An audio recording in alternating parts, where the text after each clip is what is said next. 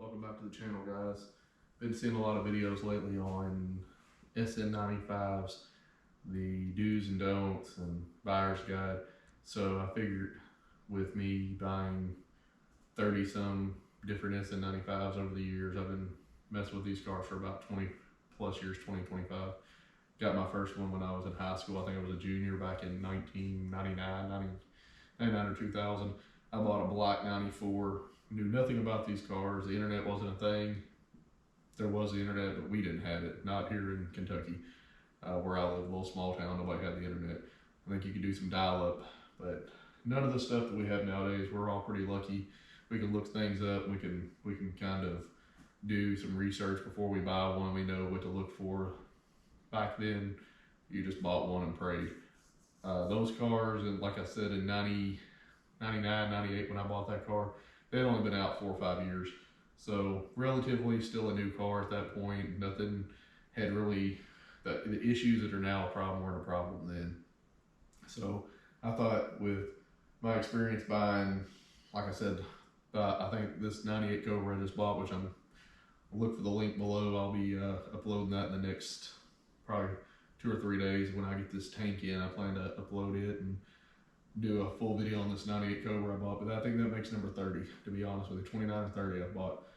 I've had V6s, V8s, Cobras, GTs, everything from 94 to 98, and even a new Edge. So I'm pretty familiar with these cars. They overall are a pretty solid ride. They have a lot of the same inherent issues that Fox bodies have, because they share a lot of the same platform. As most of y'all know, they have some computer issues that if you don't have a good tuner can be a problem, or if they haven't been taken care of, it can be a problem. I see that too. Corrosion, rust, salt, stuff like that can cause some ground issues later on down the road. So let's go over a few of the important parts to look for on one of these cars if you're gonna buy one. First things first, when I bought this car, my main concern was rust. We live in Kentucky. Not the worst area for rust, but it is a problem here. I see it quite a bit, especially if cars come from Indiana or Ohio. You see, which is near states to us, you see a lot of times that those cars have a lot of rust in them. So if you're going to build one of these cars, especially if you're going to build one for high horsepower, the last thing you want to deal with is a bunch of rust. So when I picked this car up roughly 12 years ago, a buddy had it.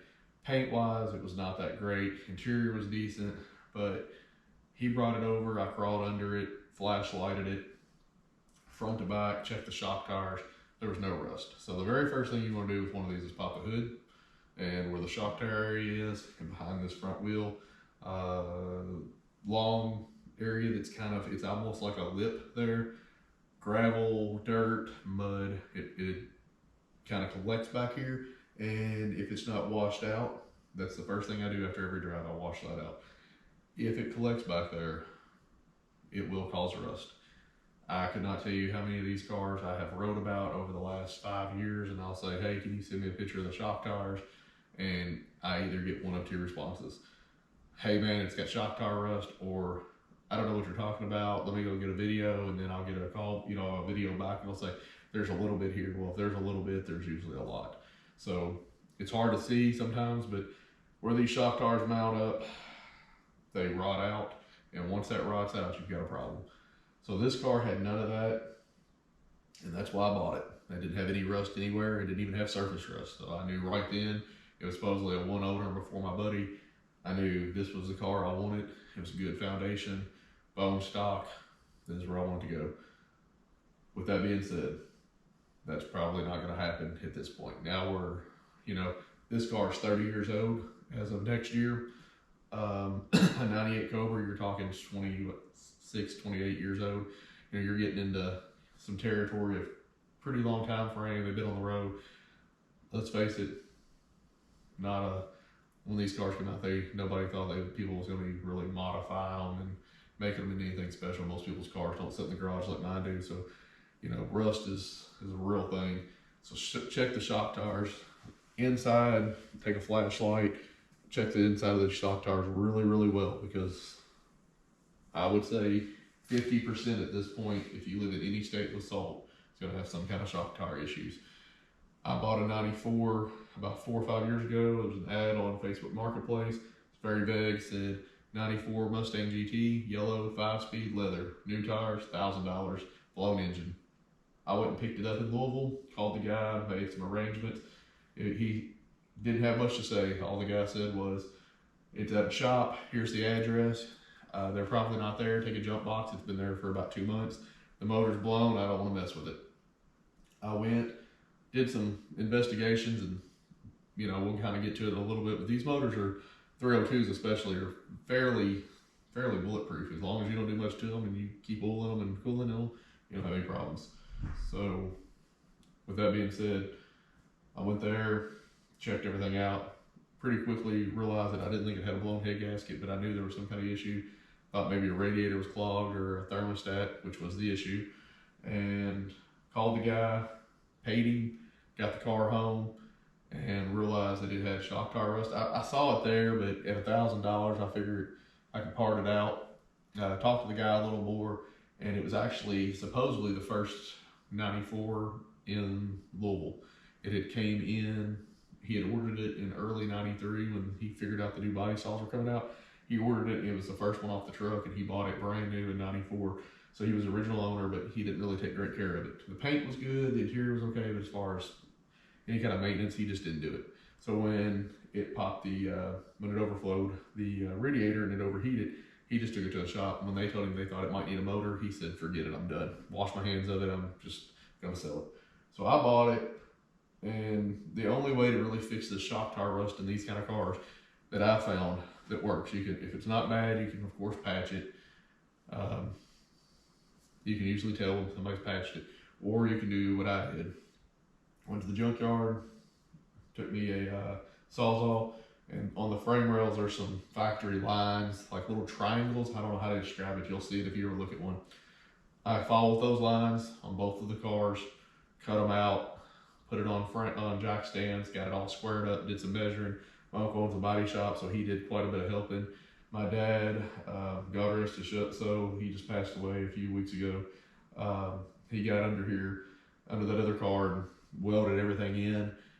We lined it all up, and I never had another issue. I drove the car for another 1.5 years, 2 years, put some nitrous on it, gears, exhaust, lowered it, drove it, run great. Did some pretty high speed runs, 120, 130 mile an hour, took it to the track several times. Ran great. Never had a rattle or a squeak or nothing. But it's a full 2-day job. I mean, you have to take the headers off. You have to take a lot of the linings out, the inner fenders out. You've got to take the wheels off. You've got to get it jacked up. It's not something you want to do unless you just have to. You get a great deal like I did for $1,000. Yeah, it's worth it. Otherwise, go on to the next one. Besides the shock tires, these cars have issues with the floor pans. Always pull the carpet back, or at least look underneath the car to see if there's any floor pan issues. Seen that quite a few times. In the trunks, check the trunk. Seems like salt goes up, maybe, when the roads are salted, it goes up under I guess the gas tank area, and you see a lot of rust up underneath there. And then you have to excuse me, my allergies are terrible right now, my eyes are itching. Then underneath of the car, there's what they call the torque boxes. It's where the upper and lower control arms mount. Those are really bad about ripping away under high horsepower because they're not reinforced, which I run Wild Ride's battle boxes. Huge improvement. Or they rust, and if they rust, that's another area. You don't really want to be trying to fix torque boxes unless you know what you're doing. It's doable, but again, you're going to have quite a bit of time in it. Unless you just get a really good deal. Just find a clean one. Go out of state if you have to. Drive a couple hours. Go to Texas, whatever. Find you a good car. Have it shipped here, whatever. But do not buy one that's rusted out, because I'm telling you, if you see rust here, you're going to find rust somewhere else, and that's what I've learned on these cars. In 30 cars, I've probably had 4 or 5 that I've had to part out because you get them home and shock tires ain't rusted, but you open the deck lid and there it is. So we'll kind of go over a couple of those little areas. There's other issues, but the seals on these cars, that's another thing. These seals are really getting old at this point. Most of these cars sit outside. So when I go to a car show, the first thing I look at is, do the seals look good? How's the window look? How's the quarter windows? How's the trim around the windows? How's the back window? I want to know, does the car sit outside? That's one of the things I always look at. And so when I repainted this car, I put front window, back window, new seals, new door seals, new quarter windows. Had the cowl. I had it hydro dipped, of course, and then, you know, refurbished a lot of the stuff there. Just didn't want it to look like it. And then we also, this color is not the factory canary. It was a yellow car, of course, but I did not dig the canary yellow. So I had the car completely swapped over to zinc yellow. I took every panel off, everything that could come off. Took the full interior out. We did the whole thing. So deck lid everywhere. And with that being said, this is another problem area. Up in here, all this seam sealer comes out. It breaks, it pops, and gets water down in there, and you get rust issues. So it's just not something you want to deal with unless you have to. So always check up in here, you know, dry this out. If you find one that doesn't have issues, dry all that out when you get done washing. That's the first thing I do, is dry all that out so that it doesn't look like that. This little license plate holder here, these tend to crack. So, you know, another thing to watch for is areas there. These tail lights crack. Everything's getting brittle on these cars at this point. They're getting up there in age. You know, it's little things to watch for like that. Door pins, horrible about door pins sagging. I've had to replace the door pins in this car when I had it painted. You know, mine are fine now, but door pins, these doors are heavy and they're long, and they're not the worst thing in the world to replace either. But again, it's just another thing you don't want to have to deal with unless you just have to. These door panels, this glue comes off, so you know, I've replaced the door panels in this car because the glue comes off, and then you have an issue with this is all wavy and looks like shit, and you don't want that. Back seats usually are not a problem. I've got a rear seat delete in here because of my cage, but back seats are usually not a problem. Of course, front seats are always war, so I went with these Corbus. But you know, that's another thing. I've changed the console in mine. The paint, the interior usually fades if they sit out in the sun a lot, so you know, that's something to watch for. Again, not the worst thing in the world if it does, but it is something to keep an eye out for. There's not a really, other than they're just a cheap interior, there's not a lot to watch for. You know, you can kind of quickly tell when you open one up if they've taken care of it or if they've smoked in it. This car, luckily, nobody had ever smoked in it. It didn't look like I didn't find any remnants of smoking or anything, and the interior was clean, and I got pretty lucky. The dash was in great shape, and the carpet was in near perfect shape, so I didn't have to do a whole lot there. Just some detailing and cleaning up. But again, all those things are things to watch for. The torque boxes, you know, that's where the control arms bolt to, and like I said, those can be a major issue. Really, those are the main things as far as mechanically. You know, your ball joints, check your ball joints, check for bearing play, you know, shake the wheel, see if any of that kind of stuff gives you an issue. But really, overall, mechanically, if you find one that's in pretty good shape, usually you're not going to have a lot of mechanical issues with an Sn95, especially a 94, 95 car, or a 96 to 98 GT or Cobra. They're pretty solid automobiles to drive if you're just going to drive them. I've had several of those dailies, drove them everywhere and anywhere, and had a 96 V6 that I drove. I did roof cells out of it, carried a ladder, and drove that thing from here to Owensboro 2 hours each way, 2 or 3 times a week. Had 300,000 miles on it, and I drove it another 100. It had 400,000 miles on a 3.8 with an automatic. Never had an issue with that car. Drove it every single day. It was my daily. I beat it. I drove it through water. Everything. It never gave me a problem. Had a GT that I drove every day that never gave me an issue. 5.0, you know, most of the people that are watching this video are going to be into a 5.0 or a 4.6. The 5.0s are super reliable. They've been in everything from trucks, SUVs, vans, cars, sports cars. They've been in everything. They're a solid deal. You keep the oil changed, you keep them cool, you know, keep the coolant changed. Not a whole lot of issues there. Regular maintenance, just like any vehicle. 4.6s, they were in taxis, they were in everything and under the sun. I've got a Mountaineer out here that I drive. It's got a 4.6 with 230 or 40,000 miles on it. I just pulled a car trailer from here 2.5 hours away and back to go get that Cobra. No issues. You know, keep the oil changed in it, drive it. Don't hot rod it. You know, if you want to keep them alive, then don't hot rod them. Simple mods make a big difference on a 5.0. I've had Cobras, I've had GTs, In the 94, 95, there's just not that much horsepower difference. I think there's a 25 horsepower difference. Don't shoot me in the comments and ridicule me if I'm wrong, but I think they're 220 or 225 or whatever they were for a GT and 240 or 245 for a Cobra. So you're not having a huge horsepower difference. The difference is intake and heads, and I think it's slightly different cam. I'm not even sure. I don't get that much into it. I don't ever keep anything stock, so I don't really care. I don't think a 94, 95 Cobra is really worth the extra money. Myself, again, my opinion, I had one. I've had GTs that I felt were faster. I mean, I don't know that a Cobra is a super fast vehicle, 94, 95 compared to a GT. Now, when you get into the 96, 98, there is a vast difference than a 94, 90, or a 96 to 98 GT to a Cobra. You can tell the difference. You can feel the difference. This 98 Cobra I just bought compared to a 98 GT, you've got a 80 horsepower difference. They rev higher, they rev smoother.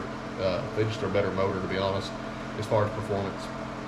They can hold a lot of horsepower with simple rods and a set of pistons. They can hold 1,000 horsepower. That blocks a lot better in them. So I'm not an expert when it comes to modular motors. I know enough to get me by. I do know that they're good motors, and I have no problem buying one for a driver. I'm not going to mod one. Just not my thing. 94, 95, 5.0. You can do a set of cheap heads, a cam and an intake, and make roughly 280 to 300 horsepower. Never really had any problems out of that car. As an example, this truck, there's some videos on it.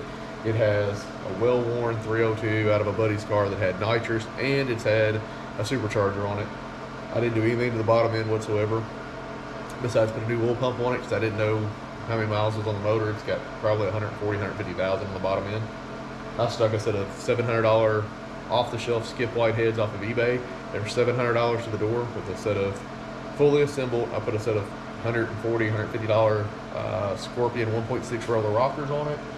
A B303 cam I gave $50 for, and a 650 quick fuel, and the truck made 294 or 297 and 312 torque at Lee Blankenships with no tuning. Just, I got it running, set the timing best I could, threw the carburetor on. I didn't do any air fuel adjustments or anything that day. Just stuck it on the dyno to see what it made. It's probably making close to 300 now with the tuning I've done and the timing adjustments and stuff. I don't know. Hell, I could have lost horsepower. It don't matter. Runs good. I've drove it to Ponies in the Smokies, which is a 4.5 hour drive each way. Drove it in all that traffic last year. I had no issues whatsoever. A 5.0, as long as you keep oil in them and you keep them cool, you really don't have any problems with them, even with simple mods like a cam and an intake. Same way with this 94, 95, you can throw a GT40 intake on it, Explorer intake, a set of, cheap aluminum heads or GT40 or GT40P heads on it, and a off-the-shelf cam, and make 280 to 300 horsepower all day long and never really lose drivability. That's where the tuning comes in. That's what we was kind of getting to. These cars are finicky to tune. People know that. They're not the same as a Fox body. They're not as easy, they say. Luckily, I have one of the best tuners, I think, in the country.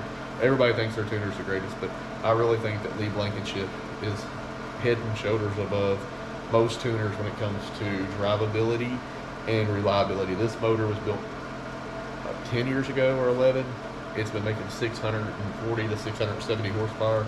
It's run 1007 at 135 mile an hour, and he's tuned this car for the last 10 years on the same everything. I've had the valve covers off one time to adjust the rockers, and that's it. Knock on wood. He's just simply amazing. When I first took my cars to him 10 years ago, I had a lot of money, which I thought was a lot of money. It's really not a lot of money nowadays, tied up in it. And I was a nervous wreck, and I stood there and paced and probably drove the guy nuts. The last couple of times I took the car to him, I told him, here's the car. Me and my wife are going to go to Cracker Barrel down the road. I'll be back in an hour or two. See where you're at, and when you get it done, you get it done. Same way with the Lightning. We just let him do his thing and leave the guy alone. My buddies all take their cars to him. He's just simply one of the best tuners there is for this car. I've drove this car 3.5 hours each way with the AC blasting. No issues whatsoever. It's got 80-pound injector. It's got an external pump. It's got a 90mm throttle body. It's got E85. It's got a Vortex supercharger. It's got a 351 Windsor. It's got all these things, and yet I can Hop in there right now, fire it up. It'll start in 20-degree weather. It'll start 100-degree weather. It has no cold start issues. It has no hot start issues. It has no idling issues. It has no drivability issues. I've drove this car in traffic. Last year we went to Bowling Green Museum with some buddies, and it's an hour and a half each way. It was 98 degrees out. We sat in traffic, me and my wife, AC blasting, listening to music, DVD player on, watching. I think we watched a movie sitting in traffic, AC on, car run 190, 195 degrees all day long. Drove it back, running 85, 90 mile an hour, my buddy in his Corvette, all the way back. If you've never been to the Bowling Green Corvette Museum, even if you're not a Corvette guy, that's an awesome deal, especially if you can do like the Assembly Line tour. I haven't done that yet, but my father went and said it's something else. You know, the amount of time and precision that goes into them cars is pretty crazy. So, again, I know there's a lot of haters on the Corvettes, but they are some top-notch builds, and that museum is awesome. It's got some amazing rides in it. So, it's an hour and a half for us, so we've been down there several times. If you ever get a chance, stop by there, give it a quick tour, and you'll see what we're talking about.